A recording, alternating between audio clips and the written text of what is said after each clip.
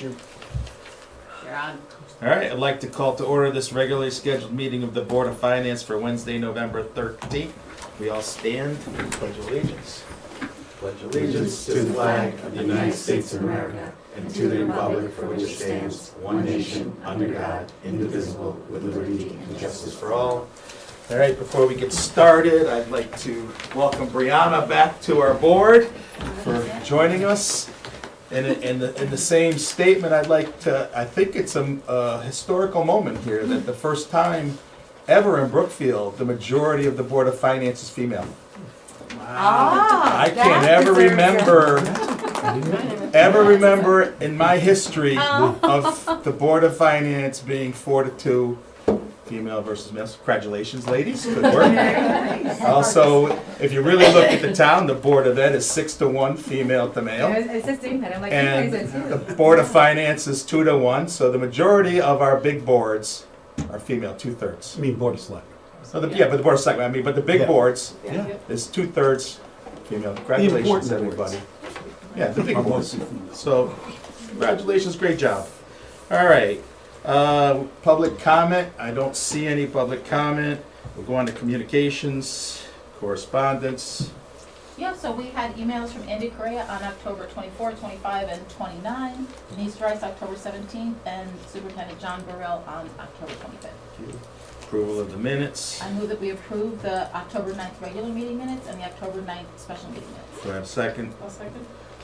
Discussion, I'll make discussion. Brianna did not get hers, she's not on the email yet, so can we make that happen on your side? Give Brianna an email address, please. Other than that, all in favor? Aye. Abstention? Brianna abstains.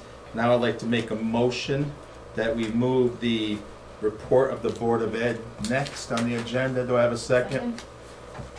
Discussion. Paul, from my discussion is once Rosa goes through it, she'll stay on and you'll come to the table then and we can finish off you.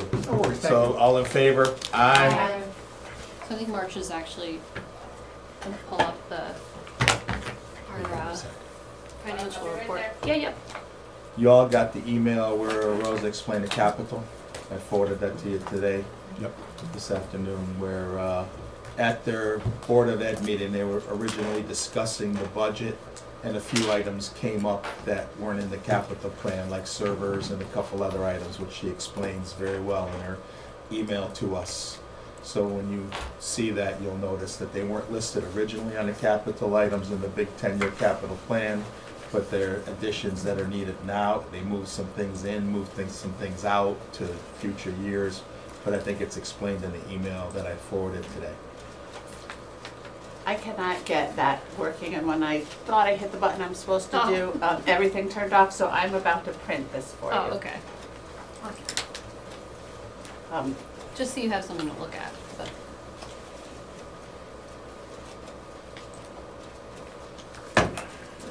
One of the things I'd like to put in the capital budget is upgraded communications in this room and downstairs. It's really difficult. You watch some of these meetings, it's hard to hear people. Could be good. But no one's ever gonna have a problem hearing you, so it's not a problem. You gotta look at the bright side on everything, Steve. Yes. we have a really nice camera in the TSO room upstairs. Yeah. That like, Sits in the and audio is great, but then also it immediately focuses the camera on whoever's It speaking. finds who's speaking. Nice. They're amazing. That's what I'd like to do. Yeah. It would make it easier for people, because a lot of times they're watching this meeting and they go, who's that speaking? Right. You know, Yeah. if I'm speaking, people can't see me speak. You know what, Which while we're people waiting. like, I Yes, guess. while we're waiting, let's bring Paul up then, Yeah. while we're waiting. Paul, Sure. why don't you come on up? Sure.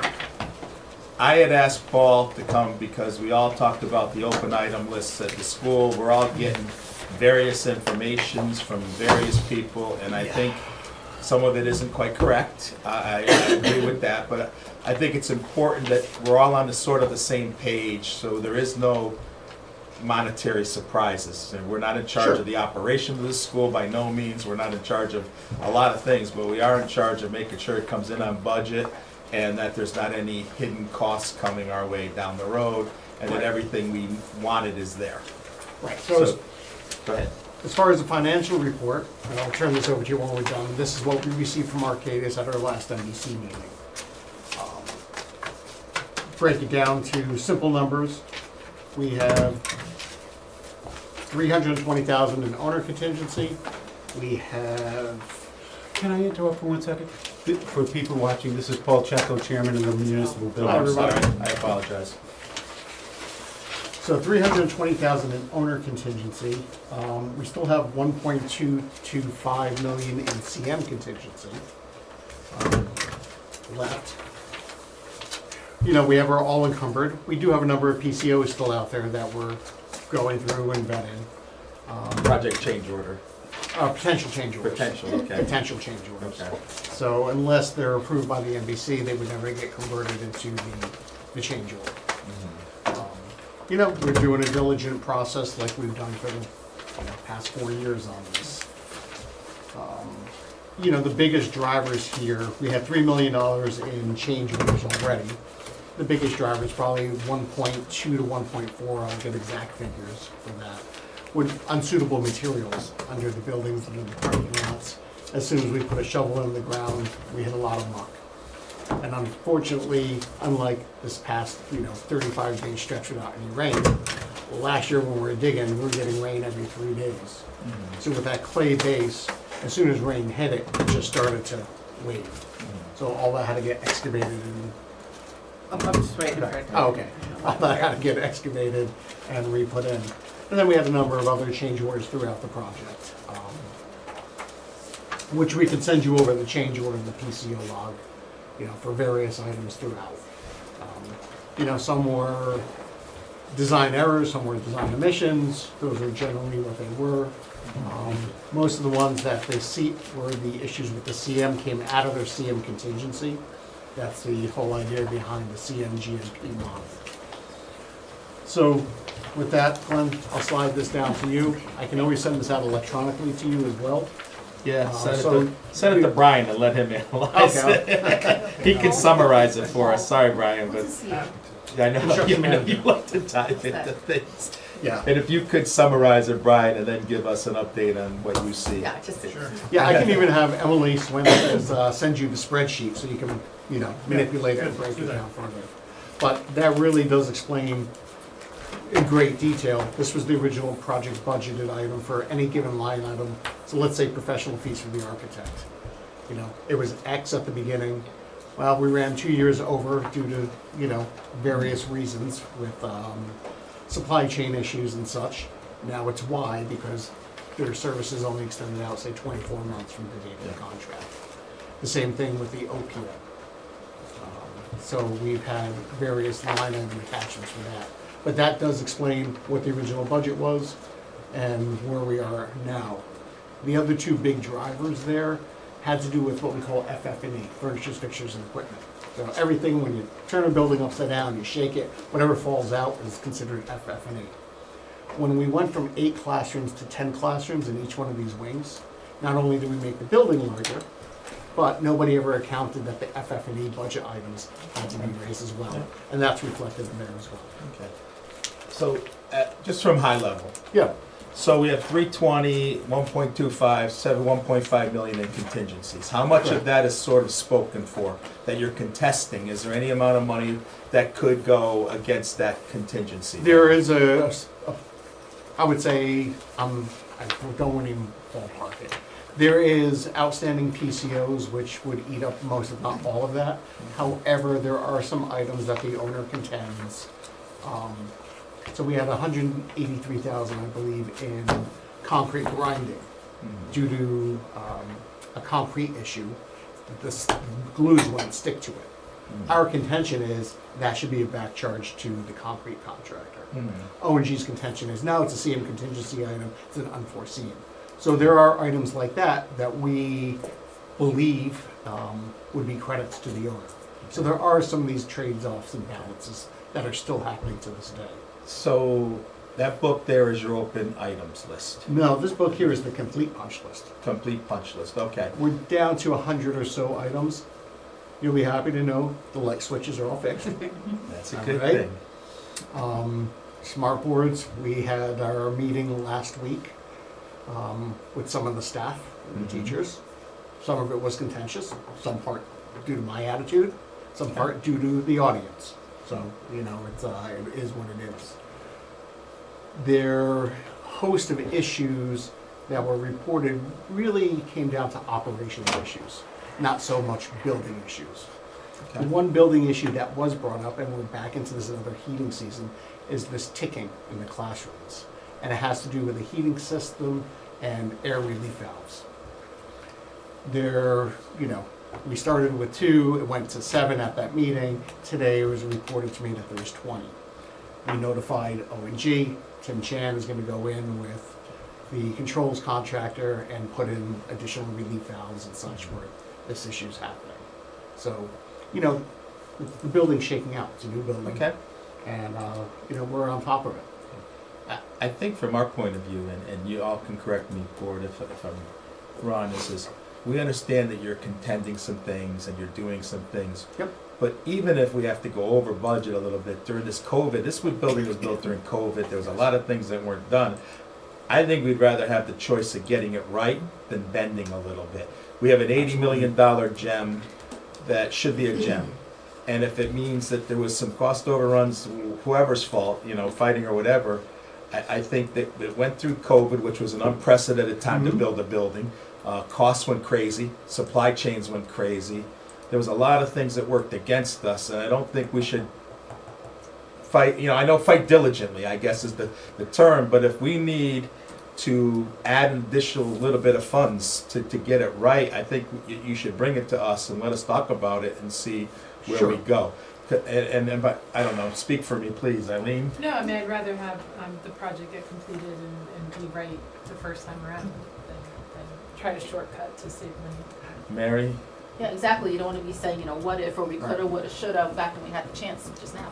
Naheed? I agree. Brian? Just catching up. Yeah, I'm just saying, I don't want it to be decisions made about going over budget if it's something that we need to do and work with Steve and the schools. I mean, whatever we have to, if we have to bring it to the town, whatever we have to do. I would just like to bring one thing up. It is incredibly difficult to build a building when children are in it. That was not our original goal. And we did that for last year. Right, we've done that for the last year. So you are gonna get things that come up. We were doing a lot of work outside. People get tired of that. We didn't have the parking the way we wanted it, things like that. It's really difficult for everybody involved to have a building occupied that is not finished. We know there's hurdles, that's what I'm saying, but Yeah. let's not push the hurdles down, let's No, go no. over the hurdles together and get it right. Yeah. And I think we're of that mindset that if, Paul, and you're doing due diligence, and I get that. No, But understand, if there's something, please, let's not cut it, let's get it right. Understood, and I'm gonna qualify that by saying, if there's items of additional scope, such as what came up at last week's meeting, they're looking for a fence around the first grade playground. Things such as that's additional scope, absolutely bring it to the table. If there's something that's clear in the plans and specifications, that it's our belief that if it's in the plans and specs, we bought it, that would be a contended item. And those are some of the items that are in dispute now, that we're kind of going back and forth on. But I agree, if there's additional scope that's being requested,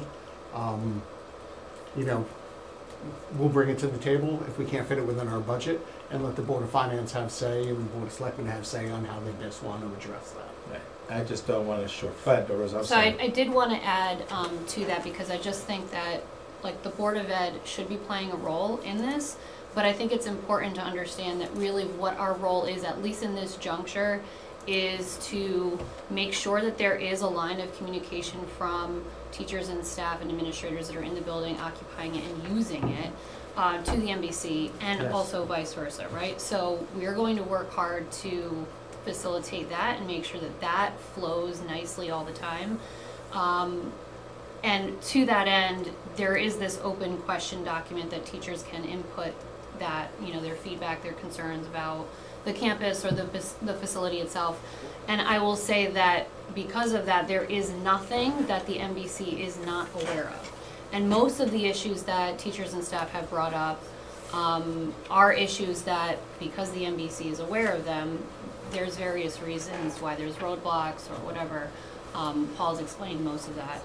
There's a few that are maybe maintenance type issues. There's a few that are technology related, which Eric, I can guarantee you, is on top of 100%. And then, as Paul mentioned, there are two that are potentially new investments that were never in the plans to begin with, such as a fence, so that balls don't go down a ditch. And then another person had mentioned maybe like an access gate in the back, but that might not even be something that's feasible or advised. So there is nothing that the teachers have not communicated and that people are not aware of. Since So- creation of that document, Since the creation of that which was document, in more recent times Yeah. than it had been in the past. Well, that's part of what we decided to, Naheed and I talked about this, side thing, that we wanted to bring this to a point so all the financial end, everybody knew it had to be fixed. Nobody was gonna throw blame at anybody. We talked about this. It wasn't a blame game. This was get it right. So if there's communication between you and the MBC, and then the MBC with Steve, we're good. Because we just wanna make sure that what we paid for, we're gonna get, and we Right. wanna make sure that we're not shortchanging anything, that was an oversight. Because again, this is our gem. This is something we all put behind, the town was behind us, and if you needed extra money, we can work hard to figure it out if we can, like you're saying, extra like fences or things that weren't thought about. Because again, this was a big scope. This was done during a process of COVID. This was done when we had to move before we wanted to move because of the delays of COVID. There were so many hurdles and things put in that weren't being any normal construction. This went through a construction period that didn't have anything normal about it. So if we needed more, to have to go to the town more, we would stand behind that and get it right. And all we wanted to do was to make sure all of these little things weren't gonna come back and bite us financially down the road. Right. Because if something wasn't done right, it wasn't communicated, for whatever reasons, no blame, whatever reasons, and it got looked over, 2 years from now, you're gonna come back and say, we need 100,000 for this, and it'd be like, well, why didn't we talk about that when the school was being built? It's also important just to make a clarification that some of the concerns that were raised, some of them were related to construction issues or things that, either malfunctioned or never worked. And then some of them were purely subjective opinions about what should have been done in the building. And those are things that we can't honestly address. If somebody thinks an extra bollard should have been put there or should have been put in a different place, that's not really honestly something that we're going to fix. We leave those up to the building experts, and that's what we've done. And so unfortunately, not everybody's going to be happy with everything in any building. I think that would be true of, a $200 million building. But, exactly. So it's just important to know that we're holding ourselves, accountable to the plans, and honestly, not much more than that. So we are at the point in the project where, and Steve knows darn well, and everything's FOIable, where we get, claims from contractors or subcontractors. We've received several of them. We received in June a letter for a demand for mediation from O&G. We knew it was coming. They gave us a heads up. And look, these are legal strategies that come into play. We do have construction counsel. We'll be meeting with them again on Friday and to review these things. And I know Steve has reviewed it with their town attorney as well. And Yeah. Tom Beecher has been in touch with Mariano Milano, who's from Robinson and Cole. So there are things I would just ask that, before any one body meets with anybody, as far as O&G, the NBC, we were heading down a specific path. We'd like to keep that communication line with that. Yeah, I agree with Paul. I did meet with O&G at their request, and I asked them, they had some concerns, and I'm not the expert. The Board of Selectmen isn't the expert, the NBC is. And I said to them, if you have concerns, please put together a complete list of the concerns you have, regardless of whether we think you should have paid us this, or this was done to spec. I said, I'm not an expert, and then we'll have one list of your concerns. They did do that. I sent that to Paul and the NBC. He is working with Robinson and Cole, their attorneys, to go through this and work through this with O&G. We want to end up in a good place for Yeah. everybody. Given Glenn's point, that this is delayed over 2 years, the costs on this project, there's no doubt have gone up. But we had a fixed price contract. I get that. And it's difficult for O&G, right? I understand We that. need- But I don't think that my board or this board should step in until the NBC does their job. No, we don't And wanna they're step in. We right. just wanna make sure the Well, financials line up. O&G asked us to, I'm not going to do that now, right? All we wanna Until do is Paul make comes sure to the me and says, financials work. We've gone as far as we can, right? Mhm. And here's where we are, and we're not there yet. And there's no, like, liability surprises coming. Everybody's communicating now. Right. That was the goal of this whole push, was Exactly. everybody to communicate, Right. and so we know a number. Yeah. And I think we're there. We're headed that way. So Yeah, we I have a think good our list, side is right? good. Yeah.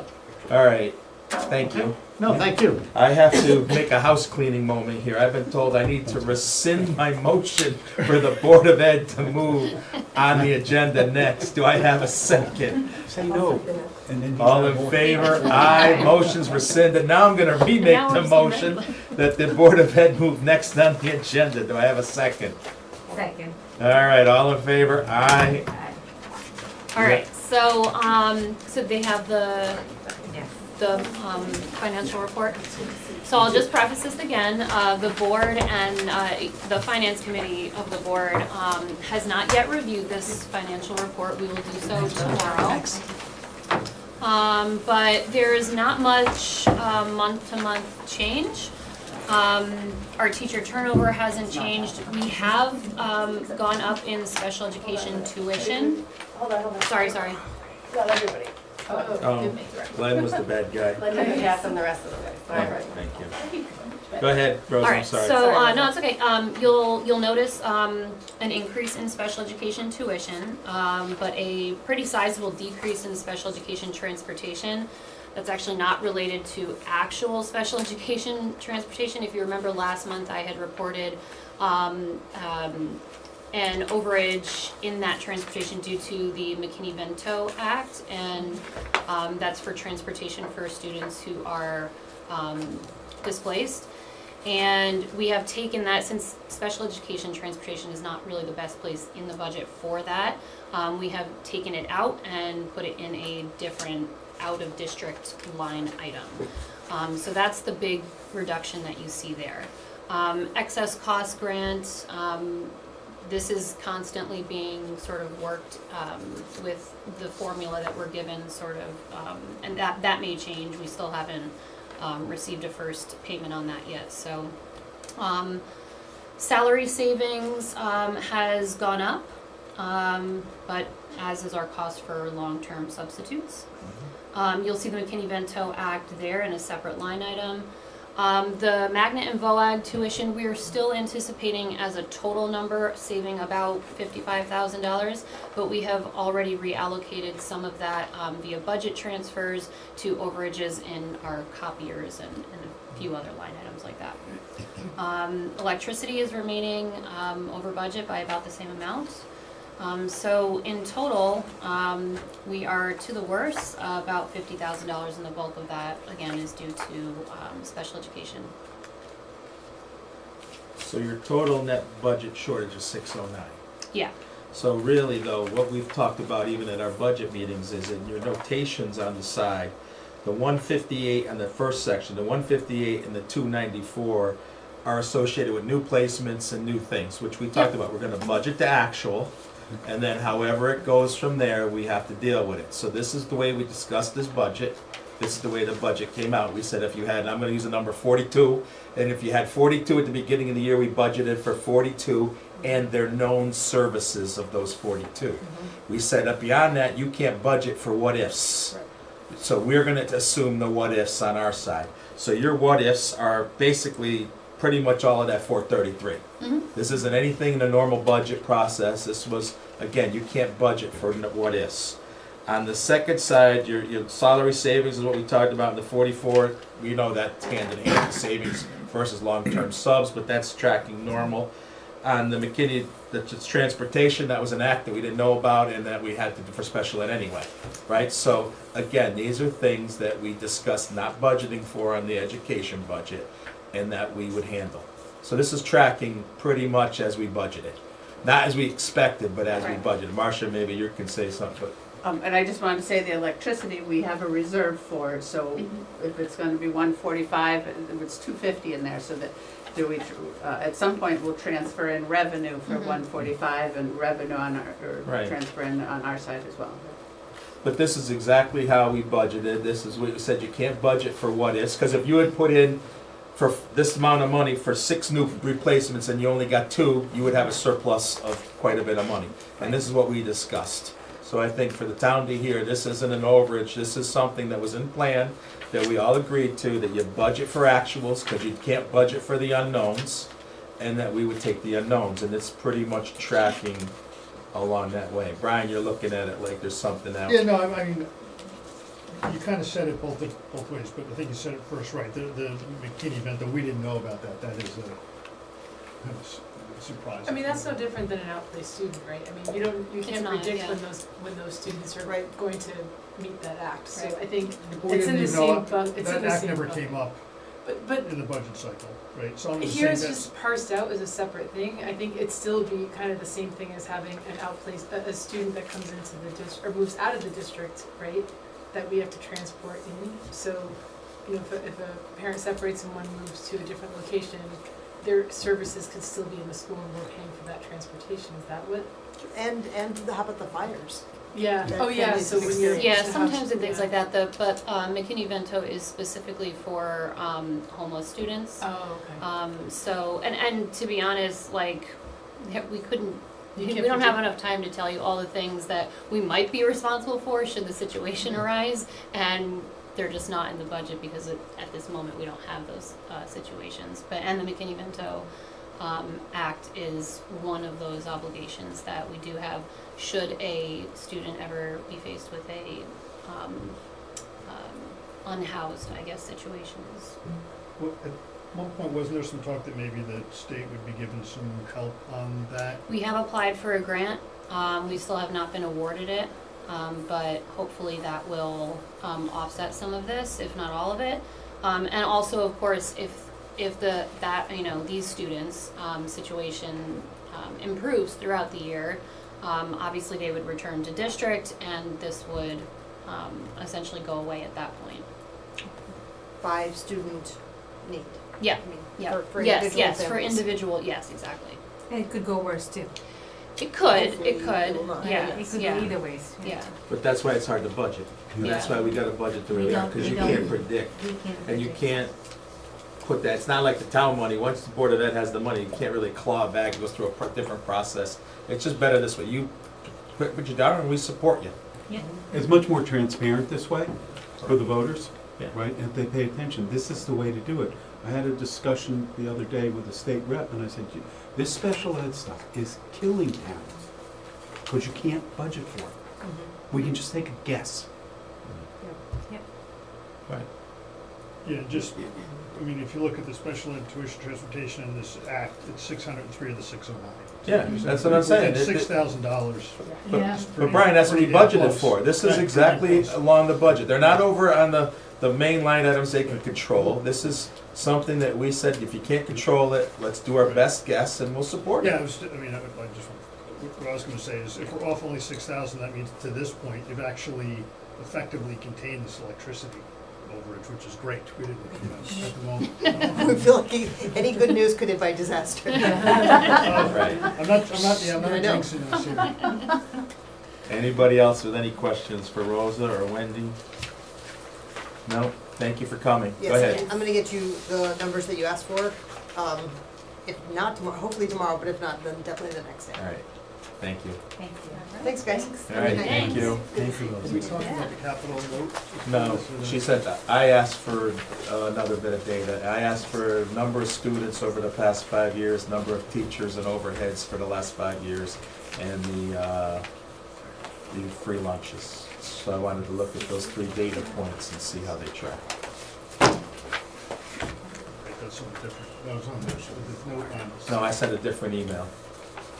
okay, to so Wendy. the capital note that you sent, is that something for discussion today, or what? I didn't understand. No, that was just for information. I had asked, because I had watched the Board of Ed meeting the other night, because they started their budget process before last. and I watch, and they brought up some items that were not on the 10-year capital plan. And I just wanted a comprehensive list so there was no surprises, because even Rosa said in the meeting, this was sort of a surprise, because Rosa has been trying to keep this a very tight list and keep on top of it. And when Rosa said this is a surprise, we need to figure out what other surprises are out there that, surprise I guess is a bad word, things that are needed that weren't necessarily listed is a better term. So I asked them to put together a comprehensive list because it was mentioned in their meeting. And then I wanted to track number of students versus teachers and staff versus the free lunches, just as data points. I don't know what it's gonna say. I don't know I usually predict the outcome of the data I'm looking for. I don't know what this data is gonna show. So, that's all. So thank you. Yeah, have a good night. Okay. You too. All right. I don't even know where I'm at right now. Here's the agenda. All right, we got to the report of the first selectman. Great, thank you. Some good news, 777 Federal Road. They paid their taxes, they applied for a demo permit, we approved it immediately. We did not enforce the 30-day waiting period. And they should be in this week, starting to take that building down. That's That's the one building next to just Brissa? That's past the one, the one just north of the new food The original emporium. Dunkin' Donuts. The one that's Baskin Robbins fenced around? building. Right. Castle. Okay. So It's that Castle. is, Going with the fence around it now. yeah, that okay. is coming down. That's great. On your lips to God's ears. Yeah. 20 Station Road. They are in there this week. We've hired the well testing company. They're in the building and they will be around the property. They're going to dig wells. They're going down to see where the contamination is, how deep it is, all of the things they need to do. This is going to be a longer-term project because you have to have a licensed professional engineer looking at this, and based on the testing that they do in the next week or two, that will help them develop the plan for the town to be able to hire someone to go in, take the buildings down, mitigate as much as possible the pollution, bring new fill in, do all the things we need to do. It's gonna be a process. I would say between 12 and 18 months before the developer can actually start building that property. But you're probably gonna see movement on that in the next 2 months or so. Because once they do the testing, then I said, let's get those buildings down, let's get the property cleared, so God bless you, so it doesn't look like hell, right? So it'll be a process, but this has been going on that pollution has been known for over 30 years. So that's a good thing, those two. I think I said this, we have a multifamily moratorium in place, placed by the zoning commission that is in effect till December of 2026. That was done specifically because we are creating a new plan of conservation and development. The planning commission is in charge of that. They plan to have that POCD to the town in October of 2025. In December of 2025, planning and zoning will be merging. So planning wants to get this POCD done before that merger. And they, to that effect, they are going to be holding town meetings for residents to come and give their input. What do you want to see in residential? What do you want to see on Federal Road? What do you want to see in the Four Corners? Here's what we have. We've got a consultant. They're doing a really good job. So we encourage everyone to come to those meetings because it is your town. And this is how we plan for it. And the Planning Commission creates a POCD, and then the zoning board looks at that POCD and creates zoning based on it. It's a real process. And the reason we put the multifamily housing in, I asked the chairman of the zoning board to do that back in January, because in my mind, and I think in the zoning board's mind, what we have in our current POCD is really good. If you read it, especially the Four Corners area, the plan is great. But when I look at what's going up, it doesn't agree to me. It seems wrong. It seems too much, seems too big. So the zoning board, I think, agreed with that.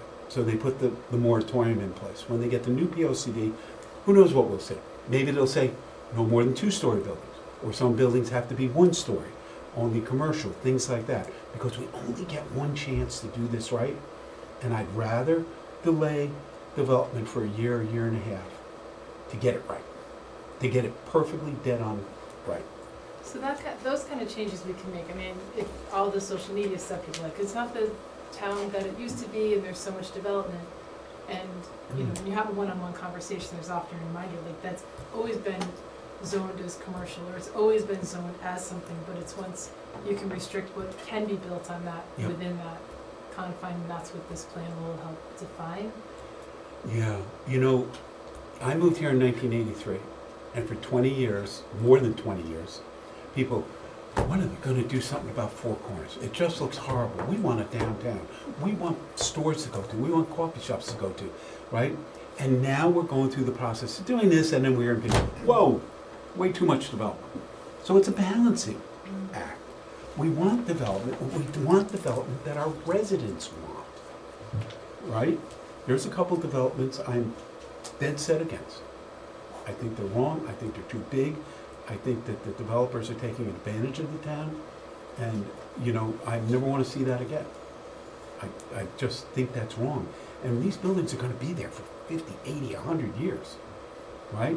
So let's get it right for the future, because that will help drive the price of houses and residences. It really is an economic driver, not just in the taxes we get from these, but as a destination. The Silver River Greenway is the second most traveled, used greenway in Connecticut.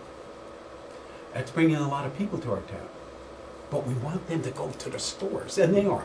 Dunkin' Donuts is packed on a Saturday, most of the day. Now we see other restaurants coming in. It's a process, and we have to continue to work on it and refine it, and that's what the planning and zoning boards are doing. And I think they're doing a good job.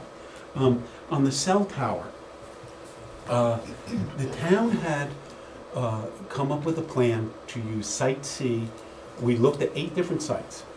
Our overall goal for the Board of Selectmen, now here's where we're faced, and this is more for the public than this board. We're faced with 2 unattractive options. Put a cell tower on town property, keep it as far away from residences and the school as possible, while still being able to give cell service to the northeast part of town, which our fire, police, and EMS have said on repeated occasions they need. Residents have said that. Or say, no, you can't go on town property. The second option is Homeland Tower, the builder, can go to any residence in the area and lease land from them. They need a 30-foot by 60-foot plot. Zoning does not apply, setbacks do not apply. There is nothing we can do, because the siting council has the power to stop that. So if we're faced with that, and I think that Homeland Towers, if the town says no, we're gonna have a vote on it. If the town says no, they will find somebody. They will offer enough money that someone says, I don't care about the value of my property. And at the same time, they're saying, I don't care about my neighbor's value either, right? But we wouldn't be able to stop it. So the town has a one-time chance, and I think the voters should make that decision, not the Board of Selectmen, not 3 people saying, no, you can't go in town there. So we were going to have a town meeting, and a town meeting is a call to vote, because a lot of people are confused about that. Why don't you say it's a call to vote? No, town meeting specifically means we're calling you to come, we're asking you to vote on something. That's the definition of a town meeting. That's why we called the hearing a hearing. That wasn't a town meeting, that was a hearing. So we want residents to come and vote. Now, we had a town meeting scheduled for tomorrow night. We canceled that at the Board of Selectmen meeting. And the reason we canceled that is Homeland Tower did not update us with the final financial numbers, how much they're willing to pay for a lease, what they would charge us for use of the tower. You have to have that information. The residents have to have that information to be able to make an informed decision. Now, I know there are a lot of people that say, no, I don't want it, I don't care what the financials are. But you have to have that information, you do. As soon as they, when their taxes go up, though, we go to vote, they do care. yeah, then they care a lot. So we do not want to put a proposal before the town that is not fully formed and have all the information you need, right? I mean, would you agree to buy a house with not knowing what it was gonna cost? That's a terrible analogy, but you know what I mean? Would you lease a car and they say, well, after you get the car and take it and agree, then we'll tell you how much it costs to rent. No, we just can't do that. So, Steve, you had the, I won't use the right terms, but you had kind of the public comment meeting, and then you were gonna go to the vote meeting. Are you gonna have to go back and have another public comment meeting once this data is available? No, we had the hearing and we had, oh God, about 100 and some odd people show Yeah, up. I watched. They were About, all against it, right? I would say 97% against. So Two how are people were you for? expecting people, because I was not aware of this town meeting, and I'm for it. I Yeah. live in that neighborhood, and Okay. I need, we all need to have emergency, so 911 needs to work, Yeah. that's something that everybody needs. You know, we've been talking about How the are cell you going tower and to this get- whole process at the Board of Selectmen meetings since January. And I've heard that same comment. And that touches on another subject that will be a budget issue in the future. We have to find a better way to communicate with residents. We send out Spotlight, we put stuff on the town website, we put stuff in the library.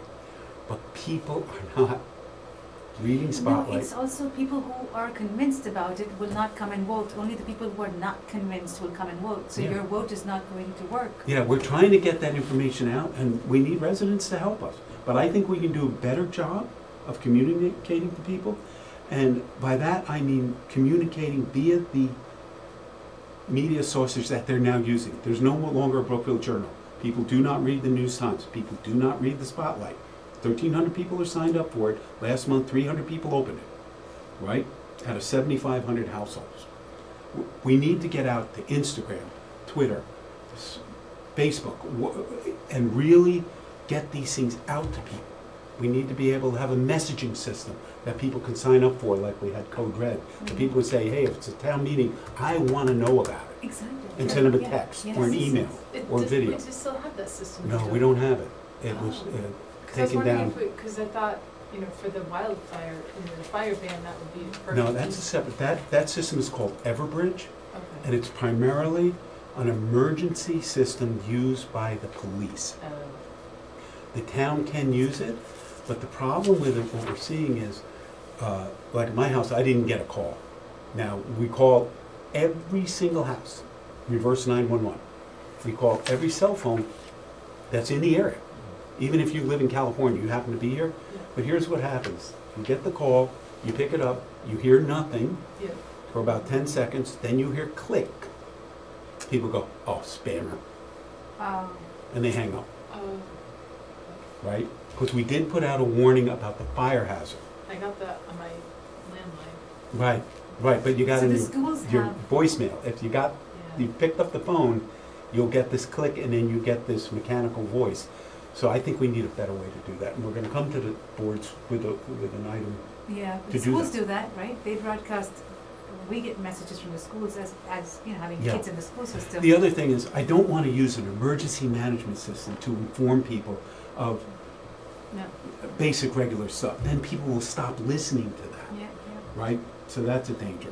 So we will do, so where we are right now, we're waiting for the financials to come from Homeland. I followed up with them twice, asking them to send it to us. I told them that we are canceling the meeting because we don't have those financials. And as soon as they get them, we will schedule another meeting. Town charter says we have to notify that meeting 5 days before. That's nowhere near enough time. No. 5 days before, that's for an emergency. Hey, we need some appropriation. So we will try to get at least a month. So as soon as we have that, the Board of Selectmen will go out, we will set a town meeting date and try to get it out. And we ask everybody, tell your friends, right? Tell your neighbors, there's gonna be a town meeting on such and such a day, right? I'm gonna put, I think we'll put a sign on 7 Long Meadow. Again, town meeting scheduled for this date once we have it. I think all of the people who have their signs out with the Williams Park information will put town meeting X date. Yeah, so does. there's On signs that. all over. Just, Signs just, all just over so we can be neighborhood. clear, and I've been having this disagreement with people. The site of the proposed cell tower is on 7 Long Meadow Hill Road. That is not in Williams Park. It is near Williams Park. It is not in Gursky. It is near Gursky. There's no doubt about it. 7 Long Meadow Hill was purchased in 1970. The Board of Selectmen in 1969 made a decision that they needed to buy a piece of property to build a school. And that's what they bought 7 Long Meadow Hill for. It was intended to be a property for a school. And I think they were doing something, thinking like Bethel, and they have all their schools in one thing. We never did that. So it was never originally designated as open space. Now, I understand when people say, you know what, it feels like Williams Park. I understand that, but legally, technically, it's not. So we'll have that vote. How big is that property? 45 acres. It's a big piece of property. And that's where we are on that. So as soon as we get that financials, the Board of Selectmen, even if we have to have a special, we will have a special meeting, we'll set a town meeting date and then start to get that out to people. Because I think residents should vote on this. I don't think the Board of Selectmen should just say, no, we're not gonna have it on our property. No, but the important thing is that both sides should be represented, Yes. not just the mayors. Right. They're, you know, you can't, Yeah. then your vote is not going to, you know, it's not going to be a fair vote. Yeah, no, you're absolutely right, Nate. And here's the thing. No voters are usually much more motivated than And yes the- voters. Yes. That's true across the board, I think. Okay? But that's the town government is town meeting. Yeah. So I mean, that's the way it is. I mean, I've been to town meetings where 4 people have come to vote. Yep. So 4 people decided on the item that was up for vote. Yep. Yeah. If 3 vote yes and 1 votes no, the whole town, that's it. Right, so it is a sad thing to have happen, but Yeah. that's just the reality of the basis of our government. And you know, as recently as 1980, the town approved our budget at a town meeting. And it passed unanimously in 1980. And people back then were used to going to town meetings to vote. Now, because we have so many voters and we don't have the space, if 4,000 people wanted to attend the town meeting, we don't have the space for it. So we moved to a referendum. And so the meaning of town meeting has, the word has changed a little bit, and so we have to continue to educate people. Marcia's gonna update you on our conversations with WPCA, and Paul, that's it for me. Any All right. questions, concerns? No, thank you. Marcia, it's on you. All right, so I printed out the PowerPoint when I couldn't get that to work.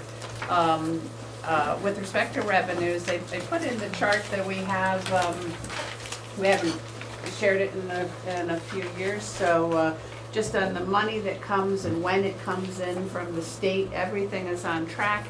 Usually the state will update the numbers, or sometimes they'll update the numbers at the end of the summer. They didn't do that this year, so we're still expecting the numbers from our budget to be the ones coming in. And so far, the grants that have come in are in line with that.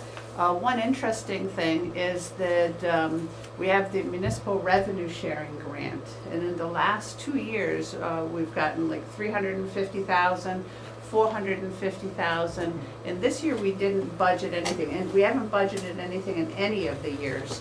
And that's based on CCM's advice, Connecticut Council of Municipalities' advice, that it's too unstable. And it felt a little icky this year to have, okay, we got 350, we got 450, and we're budgeting 0. It doesn't feel icky anymore because we're getting 0. So it was a nice windfall for 2 years. It seemed to be related to 2 years of money they were transferring from their transportation fund to the general fund at the state level. But the good news is that if we exceed our 2.5% or cost of living, we're capped on how much our budget can go up every year. I don't know why the state government thought that they needed to do that to the local government, and we can't go to the state and say, hey, you should do the same thing. But we're capped at 2.5% or the cost of living, whichever's higher. And if we go over that, we lose some of this grant. Okay, that's kind of not a big stick, because you don't give us the grant in most years. So, but that's just the story there. The FEMA reopening, I'm filling out the paperwork and gathering our timesheets and stuff to try and get another $25,000 for that, the Category Z money. I have it done, I just have to put it on their form. FEMA, I forgot which one was audited and which one wasn't. I think Isaiah was audited and this is Ida. But this is just such a time suck that we earned that $25,000 for the reopening grant essentially just on my time going through it and putting it in, and we can document all of it, that's a huge amount of time that we're doing. And what happens is that the state has us meet with their consulting company, Tetra Tech, and we have to go through all the invoices with them, we share all the data with them, we give them purchase orders, we give them canceled checks, and then the next one is that we go through with FEMA, and we do the exact same process with FEMA. And now the state has Tetra Tech coming in again at the end to audit it again, and I was a little cranky, and I said, you know, When I is am this gonna feeling- stop? I am feeling a little exasperated because you're asking for the same things that FEMA asked for, and you have access to the FEMA stuff. That can't you, when you're looking for this cleaning contract, can't you look at FEMA and pull it from there? Do you have to make us get it for you for a third time? And even if we have it in our copies from the first 2 times, it's still time consuming. They're looking for 100 different invoices and canceled checks and purchase orders. So, we have another audit, and I did ask what their audit sampling was. That, one time as auditors, the state audited us on the EFS thing, and they said, oh, well, we picked audits we've never had a problem with. Are you picking on us because we get you all the data? That go audit the ones that have fraud and embezzlement in the past, that you've audited every single one, and anyway, a little exasperated. Building department, that their fees are up. I've been asking them, they're pretty busy, I guess, for the details on that. What individual fees are there that I can't see because they were from credit card payments.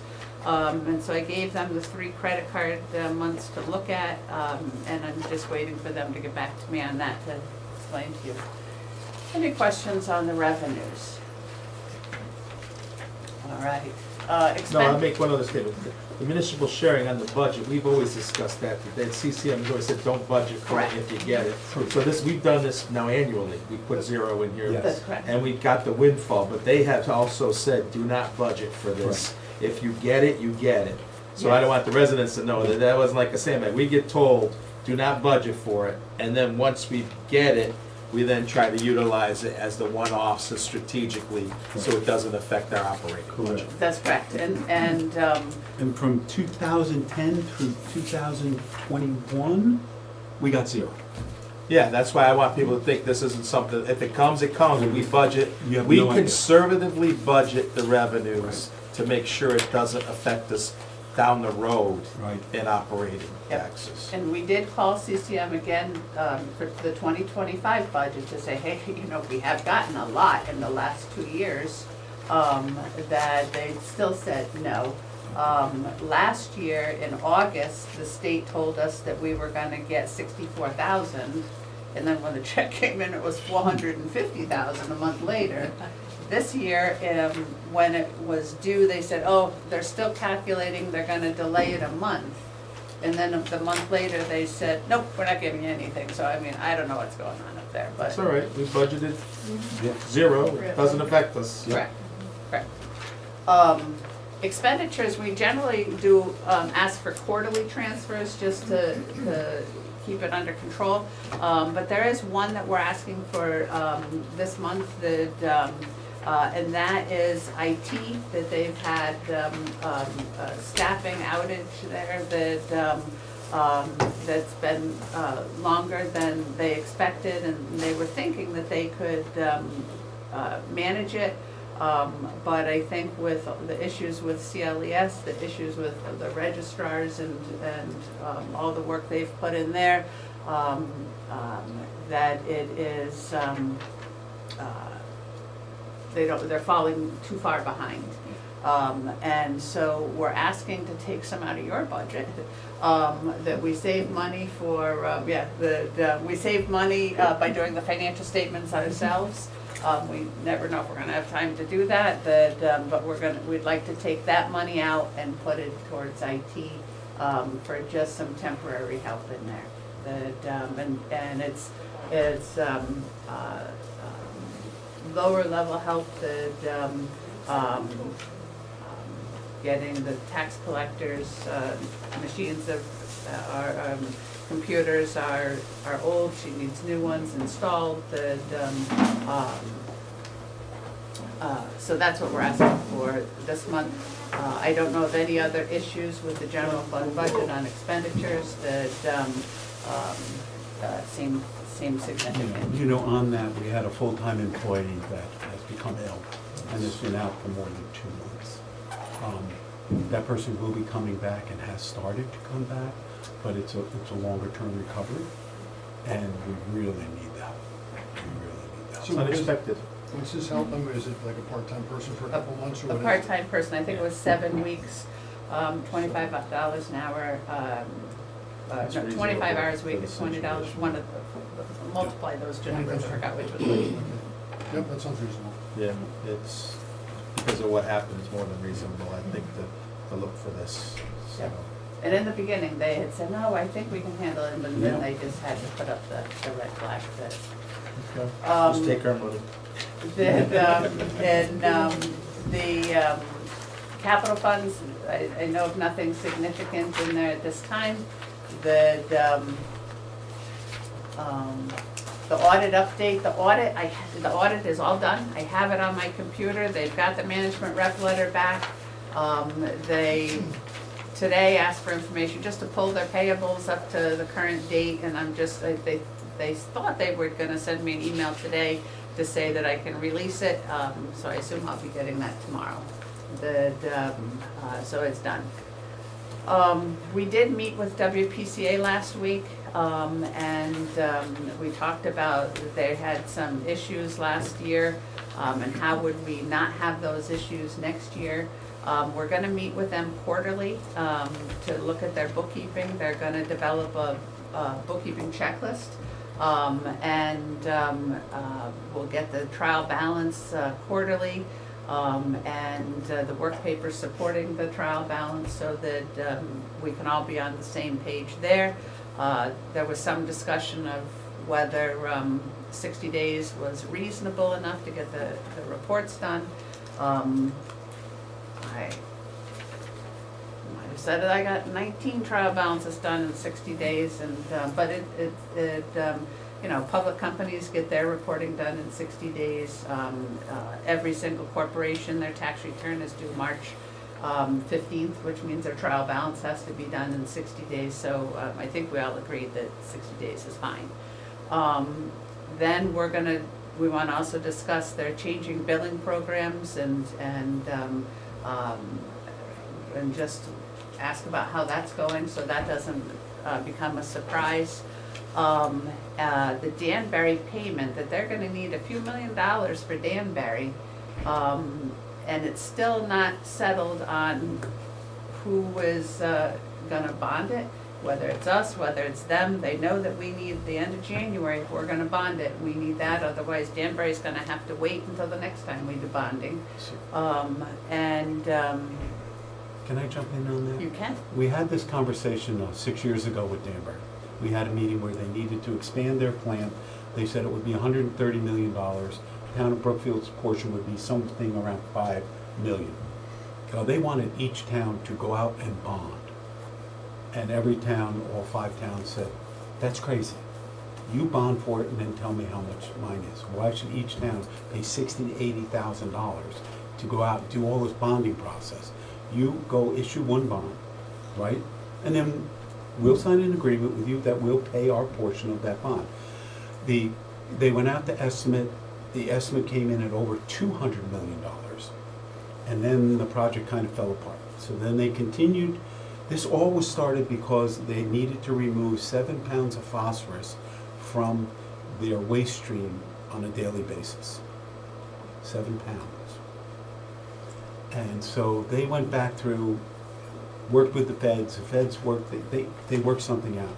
Now they're going to need, remember they took their plant, which had a capacity of 15 million gallons 10 years ago, and they just changed the capacity to 11 by fiat to lower the amount of phosphorus that they needed to remove. Danbury has had some issues. They've had a lot of staff changes. The senior manager in charge of all their WPCA type operations, I'm told have passed away, so they're having difficulty. So we want to make sure when they come to us, we want to know what the plan is, what do you want from the town, right? It would be the WPCA's obligation, right? But we need that detail, because they're using our books and our good credit to borrow. My preference is, again, tell Danbury, you bond it, tell us what portion is ours, right? Because that's where we are right now. And then we'll just talk about any other issues that come up, so it was a good meeting. We appreciate the cooperation, that the things that they brought up as issues. I think we kind of shared what we did to help that, and so our next meeting will be in the first week of December. Other items of debt policy that we didn't go to, we thought it was gonna go to the Board of Selectmen. We didn't have one of the attorneys' feedback by that time. We have it now, so I'll get that updated, send you out a draft, and we expect it to go to the Board of Selectmen in December. Any questions on any of the finances? I know you don't project revenue or expenditures yet, but do you see anything that's a significant risk or opportunity brewing? I have to look at the interest income, because I think that's still gonna be high. Because we had expected interest rates to have dropped sooner. That is the biggest one that I can think of. But we are monitoring things monthly. We've set up, we've changed the finance office, so we have more hours from upper level people and less hours from the clerks. And that's been very helpful. So we've set up some things to help where a clerk can just add in, here's the data, and bam, it goes into a pivot table that kind of gives us a better analysis faster. And we have a number of those for electricity, for health insurance, for the other insurances, for legal, I do that one myself. Right now, we don't see anything. One of the things that we've been able to do with the new structure is there's never been in the finance office a listing of performance bonds and how much we should have there. And I know Glenn and I talked about it a few years ago, and about whether we should hire someone to come in and do that. But we had switched, when I started, the methodology of recording them, so it made it easier. We have a naming convention in there. So we've gone back 10 years on these bonds, and next month we'll come to you with a schedule to say, here are the performance bonds that we think we have between public works and land use and finance. We all agree that here are the ones that we have. I think we'll find that there's some extra money that we have from bonds that were old in prior years that were forfeited. My guess is that might be around $150,000. That's my guess just right now. I haven't finished with land use. I would say it with a grain of salt that, if someone comes back from 15 years ago, that and we've made it definitive that this is the number, we may have to have an expense for something that we didn't see. But still, 15 years ago, when we've had old things like that, Ralph in Public Works has said, we can't inspect that now, it's too late. So that's some money that is more than what we had expected. Expenditures, nothing that I know of. We'll have, next month, we'll have more budget meetings, and I'm sure they'll let us know. Yeah, I looked at this the report you sent, just for people's awareness. If you look, I'll call it operational expense, so the total that you take out the bond payments, the big transfers, contingency, and we spent touch over 30% of the full year budget, and we're 4 months in, which would be 33%, so it says, there's a couple of days before the end of the month, so it says we're right on track. If anything, maybe we're slightly light on expense, so it look good. So you're saying it's a good budget? Well, they're spending appropriately to the budget, maybe, yeah. So far. Everybody good with the questions for Marcia? All right, we've moved on. I think she covered half of our agenda going forward here. So let's go on to now, we're under, because she went into the new business section, to update on the WPCA. We got glad our meeting helped start that as well. Thank you for that. So appreciate all of your work. So I would like to make, we're on to transfers ending. So I would like to make a motion that the Board of Finance approve the interdepartment transfer for the year end. That's the one for your 5,000, this is the one, right? 5,200. Yep. Okay. So I'll reread it again. I'd like to make a motion that the Board of Finance approve the interdepartment transfers for year end 2025 as notated on the attached budget versus actual expenditure report. Do I have a second? I'll second. Discussion, I think we had it during the process, so all in favor? Aye. Motion passes. Thank you. All right, now we're on to the Board of Finance meeting calendar we have to approve. Diane has given us some dates to the meetings. I will read them. We can start by month and then take it from there. How's that? January 8th. It's the standard meeting. I don't think there'd be a problem. I mean, granted, if you can't make it, someone can't make it, it is what it is. February 12th is the next one, which is again in the standard time frame. March 12th is our standard meeting for March, but generally we start the budget process in the middle of that time frame. So we'll already be meeting nightly from like, I think usually like March 3rd or something, we start meeting nightly. April 9th. May 14th. June 11th. July 9th is in here, how does that fall with the 4th? I don't know, like, is it? It's a week afterwards. I All won't right. be here for that, but. Alright, we'll keep the July 9th. August 13th is, again, standard date. September 10th, standard. October 15th. It's my birthday. Is it really? October 8th. It's October 8th. October 8th? Yeah, it should be October 8th. Alright, October 8th. So we're not doing Wednesdays? Oh, no, I'm It in is 2024. What am I Yeah. doing? November 12th Yeah. and December 10th. Okay. Everybody good with all of that? So I'll make a motion that we approve the calendar as presented tonight. Do I have a second? Second. All in favor? Aye. So the only date that we had to change was the October date. You got that? Yes. Thank you. Thank you. Appreciate it. All right. Any other items to come before the board? There was an item on the capital committee up there, but I don't know if there's a capital committee that, you guys Yeah, there formulated was. it yet? No, we have to get everybody up and running. I'll start that tomorrow. I know we have all the departments putting together all their information. We don't have that all put together, but I'll get on that tomorrow. So how does that get formed? Because we had talked about the other candidates. Like John is interested Yeah, in John, joining the yeah. capital committee. How do we invite? Well, we, if I remember correctly, we set the capital committee as a permanent committee, so we just have to get the people start the meeting. I think Brian has agreed to head that up, yes? Agreed, yes. Because Brianna did previously, so I'll get on that tomorrow. Let me give you a call tomorrow and we'll start to Yeah, get we got- going. So then Brian can reach out to these candidates though as chairman. So if And he I'll- gets and I'll help elected you as too. chairman, he can reach out and Okay. bring people to your committee. Okay. And then it just has to go through the Board of Selectmen.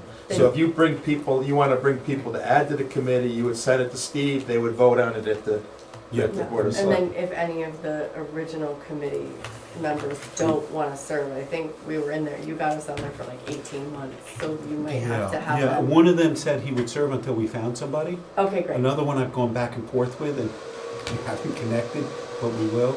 Both Yeah. good people, but if we can find more people, because we want at least probably 4 or 5 people.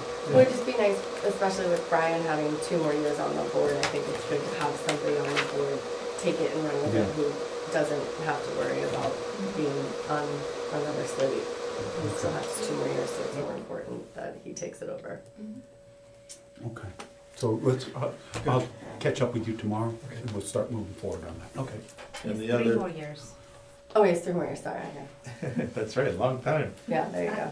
The other item that came is if you're gonna crunch those numbers from Paul and go through them and see if there's anything glaring that you see and summarize it for us. I don't think there's anything else that we need to discuss. You're gonna let the town know, Steve, about the town cell tower meeting when it Yes. occurs. You're gonna get the contract, you're gonna review the contract, Yep, and then we can go from there. right. I think that's it then. So there is no more public comment. I don't see anybody, so I'll make a motion to adjourn. Do I have a second? Second. All those in favor? Aye.